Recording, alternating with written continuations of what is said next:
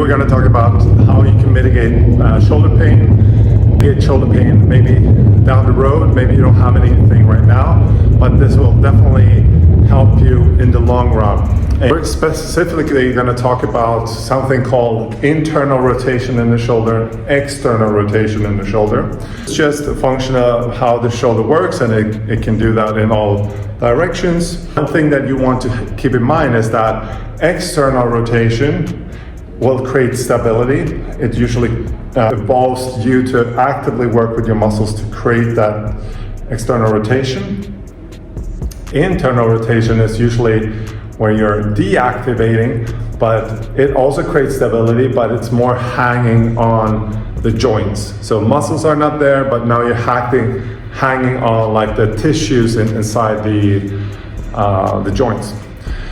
Also creates stability, but it's not going to make you stronger. And what usually happens when you have a deactivated version is that you will start to have inflammation coming up because the joints are starting to grind towards each other. When it comes to like your shoulder, if it's the pull up or if it's the press, what you want to think about is when you're pressing up is that you're able to keep that external rotation, like when you're going up. So how you can see that is basically what's happening to the shoulder, to the elbow there. So if the elbow is pointing out like this is internal rotation, that's external rotation. It's not a big difference, but it makes a huge difference inside the shoulder. And when it's internal rotated, it's going to be more likely to come up to your clavicle bone, and that's where impingement syndrome and everything starts to happen, and now you're going to start to have pain. So obviously you see the same thing. If you do a lot of pull-ups, elbow is always out like this, you're going to have more impingement. Instead of external rotation, you're going to have less impingement. And the external rotation also pulls down that shoulder joint, and that's also why it gets you a bit more space in that very tight area between the clavicle bone and the humerus head. What you want to practice when you're pressing, and you can do this with a pipe, is to have those elbows pointing forward all the time.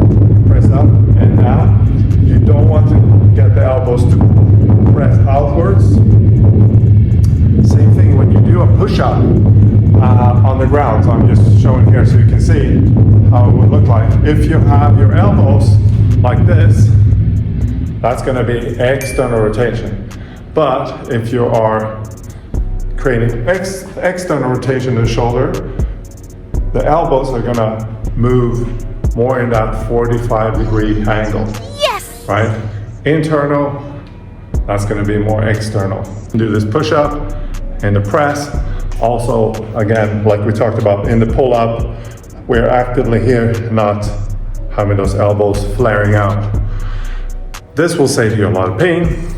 It will make your shoulder stronger. You will be able to develop more muscle mass, yes, if that is important for you.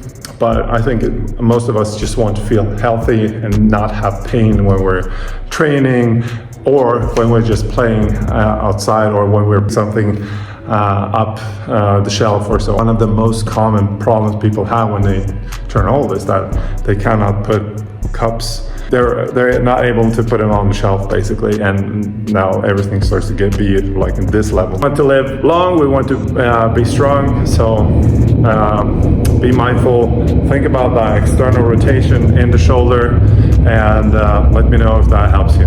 All right, see you next time.